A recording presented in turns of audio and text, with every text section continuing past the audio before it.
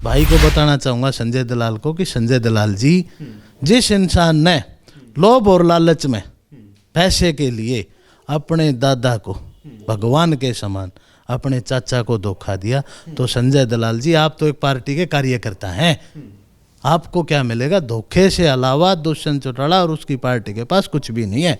इसका तुरंत का आप उदाहरण देख लो, संजय दलाल है, जो आपके ही माइक पे दर्द उनके चेहरे पे साफ दिखाई दे रहा था।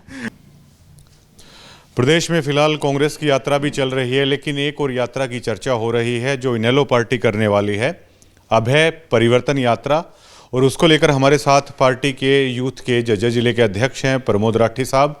और अभी जो सरपंची के चुनाव में हुए थे, गांव ने आशीर्वाद दिया और भापड़ौदा से सरपंच भी फिलहाल हैं, नवनिर्वाचित सरपंच हैं वो प्रमोद राठी हैं, वो चुने गए हैं। तो उनसे मैं जानने की कोशिश करूंगा कि यात्रा को लेकर किस तरह की तैयारी इनकी चल रही हैं और यात्रा को लेकर ये क्या मानते हैं कि कितना प्रभाव है वो हरियाणा प्रदेश पर पड़ेगा, और आखिर यात्रा के माध्यम से इनेलो पार्टी प्रदेश की ऐसी कौन सी नब्ज है जिसको टटोलना चाहती है। राठी साहब, अभय परिवर्तन यात्रा है जो इनेलो पार्टी शुरू करने वाली है, तो मेरा सीधा सा सवाल है, ऐसी कौन सी नब्ज है वो इनेलो टटोलने वाली है प्रदेश की, जो पैदल यात्रा है वो इनेलो करेगी? सबसे पहले तो मैं सबकी खबर टीवी की जो दर्शक हैं और सभी देशवासियों को, प्रदेशवासियों को नववर्ष की शुभकामनाएं देता हूं, और मैं भगवान से प्रार्थना करता हूं कि हमारा देश और प्रदेश सुख शांति से रहे और तरक्की करे। साथ ही साथ जो ये परिवर्तन यात्रा है, ये एक अभय सिंह चौटाला जो हैं, जनता उनसे मिलना चाहती है, रूबरू होना चाहती है, उनको पसंद करती है। कहीं ना कहीं लोगों को एक भरोसा है, एक उम्मीद है कि इस तानाशाह सरकार के खिलाफ अगर जनता की आवाज़, किसान कमेरे की आवाज़ कोई उठा सकता है तो चौधरी अभय सिंह चौटाला उठा सकता है। क्योंकि कांग्रेस, हुड्डा और बीजेपी ये मिलजुल के सरकार चला रहे हैं। उसका सबसे बड़ी चीज़ हमें देखने को मिली विधानसभा सत्र में, जहाँ पर मुख्यमंत्री मनोहर लाल खट्टर जी और भूपेंद्र सिंह हुड्डा जी शेरो शायरी कर रहे थे। ये बैठ के इन्होंने शेर लिख रखे थे एक कमरे के अंदर कि अब हम दोनों एक दूसरे पे ये शेरो शायरी करेंगे। और वहाँ जनता की अगर कोई आवाज़ उठा रहा था तो वो खाली एक अकेला विधायक चौधरी अभय सिंह चौटाला था जो जनता की आवाज़ को वहाँ विधानसभा में उठा रहा था। तो फिर यही कहते हैं ना कि एकमात्र ही विधायक हैं, बाकी कुछ हो नहीं पा रहा है पार्टी का, बात यही आ जाती है ना फिर। प्रवीण जी देखो, राजनीतिक परिस्थितियाँ बदलती रहती हैं, लेकिन हमें गर्व है इस चीज़ पे कि एक विधायक 89 विधायकों पे भारी है। ठीक है, 100 शेरों का गिद्धड़ जब राजा होता है ना तो वो शेरों की सेना जीतती नहीं, लेकिन 100 गिद्धड़ों का राजा अगर एक शेर होता है ना तो वो सेना जीतती है। और चौधरी अभय सिंह चौटाला वही शेर हैं जो जनता की आवाज़ को बड़ी बुलंदी के साथ, बड़ी मजबूती के साथ, किसी से ना डर के, चाहे वो बीजेपी है, चाहे कांग्रेस है, कोई सी भी पार्टी है, लेकिन वो निडरता के साथ उस आवाज़ को उठाने की हिम्मत रखते हैं। और जैसे ही 20 फरवरी से ये परिवर्तन यात्रा शुरू होगी, आप देखना हरियाणा की सड़कों पर जहाँ चौधरी अभय सिंह चौटाला पहुँचेंगे, जिस भी गांव में, जिस भी गली में, जिस भी शहर में, वहाँ लोगों का हजूम खड़ा होगा और उनका स्वागत करेगी हरियाणा की जनता कि हमें आपका इंतज़ार है, आपके संघर्ष पर हमें भरोसा है कि आप ही हरियाणा का भला कर सकते हो, हरियाणा के किसान कमेरे को आप ही न्याय दिला सकते हो। यात्रा तो कांग्रेस की भी चल रही है, ऐसे में एक यात्रा कांग्रेस निकाल रही है, आपकी यात्रा कांग्रेस से किस मायने में अलग होगी फिर? कांग्रेस से हमारी जो यात्रा है वो मैं आपको बताने लग रहा कि कांग्रेस, बीजेपी, ए और बी टीम, उन्हें अपने स्वार्थ की राजनीति करनी है। जनता की राजनीति के लिए भी कांग्रेस रोड पे नहीं है। अगर कांग्रेस रोड पर जनता की राजनीति के लिए होती तो विधानसभा में, लोकसभा में, इस देश की और इस प्रदेश की जनता के लिए वो वहाँ लड़ाई लड़ते, ना कि शेरो शायरी करते। हमारी राजनीति है जनता की भलाई की राजनीति, उनकी राजनीति है अपनी एसी कमरों को, अपनी लग्जरी कारों को, अपनी सुविधाओं को कायम रखने की राजनीति है उनकी।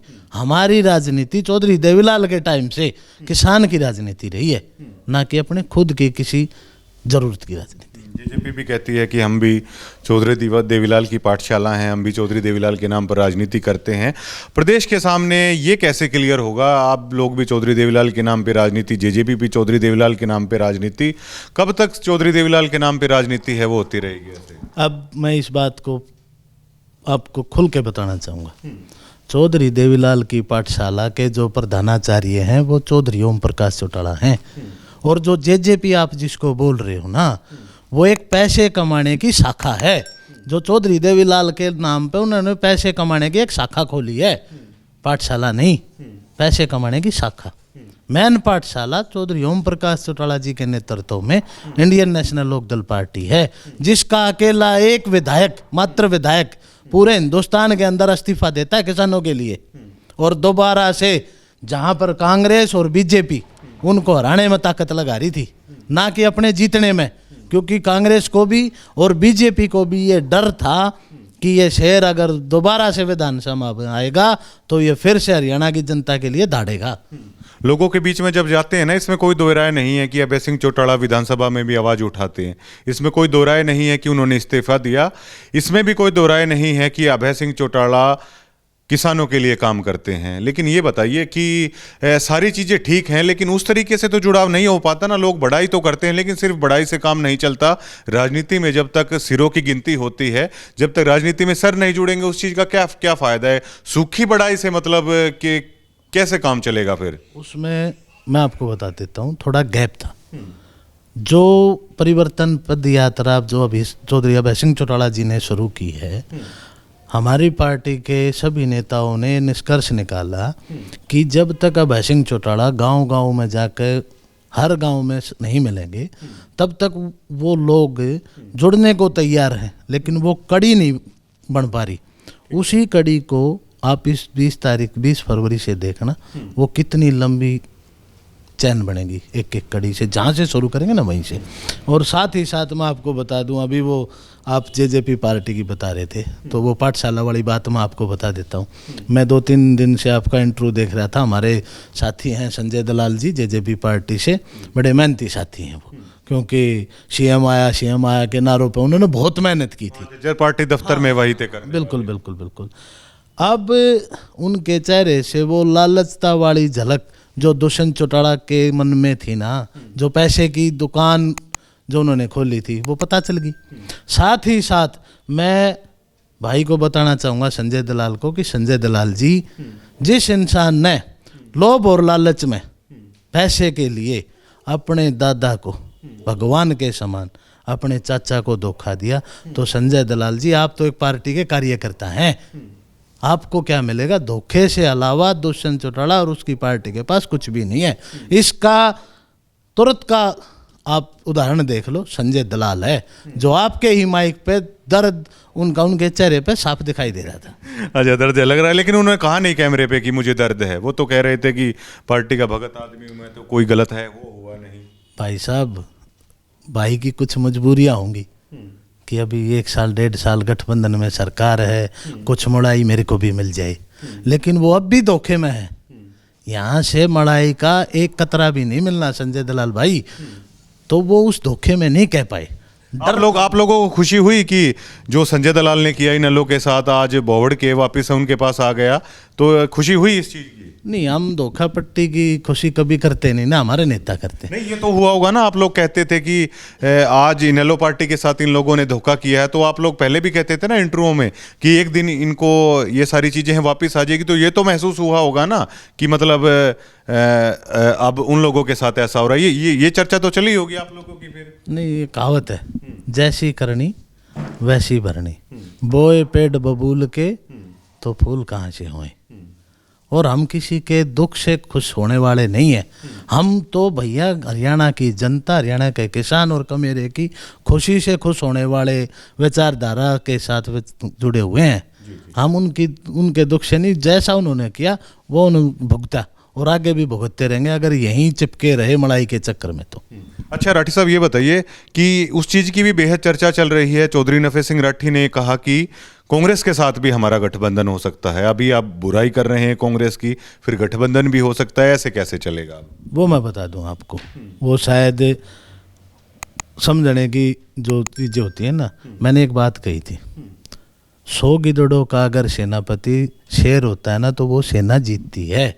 अगर कांग्रेस और किसी भी पार्टी को हमारे साथ गठबंधन करना है तो चौधरी अभय सिंह चौटाला जी के नेतृत्व में वो गठबंधन कर सकते हैं, क्योंकि हमें भरोसा है उस चीज़ पे। ना कांग्रेस पे भरोसा है ना किसी और पार्टी पे, लेकिन अपने नेता पे हमें भरोसा है कि गठबंधन किसी के साथ भी हो, लेकिन जब वो विधानसभा में हरियाणा के सीएम के तौर पे बैठेंगे तो वो हरियाणा की जनता की आवाज़ और जनता के लिए काम करेंगे निस्वार्थ, और हरियाणा को ऊंचे लेवल पर ले जाने का काम करेंगे। इसलिए हम कह रहे हैं कि वो हम सुधार लेंगे उनको। जो दूसरी पार्टियां हैं, हमारा जब नेता उनका नेतृत्व करेगा तो वो अपने आप वो चीज़ें उनसे हटती चली जाएंगी। आपकी व्यक्तिगत राजनीति की बात की जाए तो वाइस चेयरमैन है छारा से मास्टर राजीव दलाल है, वो बना दिए गए हैं। देखिए छारा में भापड़ौदा में कोई फर्क नहीं है, तो इस चीज़ का डर चढ़ा कि वाइस चेयरमैन यहाँ पे आ गई। हो सकता है कि राजीव दलाल को आगे भी कर दिया जाए विधानसभा में। प्रमोद राठी ने क्या सोचा जो वाइस चेयरमैन का जो फैसला आया उसके बाद? मैं कई बार पहले भी मेरी आपकी बातें हुई हैं, मैंने आपको बताया था, ना मैं गोद की राजनीति करता हूँ ना क्षेत्रवाद की राजनीति करता हूँ। हम राजनीति करते हैं जनता की भलाई की, और वही राजनीति मैं आगे भी करता रहूँगा, और उस राजनीतिक लाइन में किसी का डर नहीं होता। देखिए राठी साहब, सीम सिवाड़ दो नेता अगर आ जाते, देखिए फिर नुकसान तो होता है ना। नहीं जी, नहीं, फायदा भी होता है। फायदा क्या होता है? जो पड़ोस के गांव हैं, अब तक हमारे जो आपने सीम सवाण बोला है उस एरिया में लीडर कम थे, अब ज़्यादा होंगे तो जनता जागरूक होगी, तो फायदा भी तो मिल सकता है ना। मैं तो राजनीतिक फायदा क्या मिलेगा? अरे सर, जनता जागरूक होगी तो हल्के में घुसेगी, जो मेरे साथी होंगे वो मेरे साथ घुसेंगे, जोर लगेगा। पहलवान बराबर में होगा जब तो कुश्ती लड़ने का मजा है भाई साहब, तभी तो जोर लगाया जाएगा। तो इसमें डरने वाली कौन सी बात है? पिछली बार भी आप इच्छुक थे, अब की बार भी इच्छुक रहेंगे फिर? अगर पार्टी नेतृत्व तो मुझे आशीर्वाद देता है तो मैं चुनाव लड़ने का बिल्कुल इच्छुक हूँ। अगर पार्टी नेतृत्व तो किसी और साथी को आशीर्वाद देता है या किसी और पर भरोसा जताता है तो हम उसके साथ खड़े हैं। यात्रा को लेकर किस तरह की तैयारियां की गई हैं? कितने कितने लोग हैं साथ चलने वाले हैं? यूथ को लेकर है, क्या कहना चाहेंगे? किस तरह का मतलब मैनेजमेंट है वो होने वाला यात्रा का? यात्रा के अंदर मैं रूट तैयार हो चुके हैं, कहाँ कहाँ चौधरी अभय सिंह जी रुकेंगे वो सारी चीज़ें प्रॉपर तरीके से जो कमेटी है वो तैयार करने लग रही है।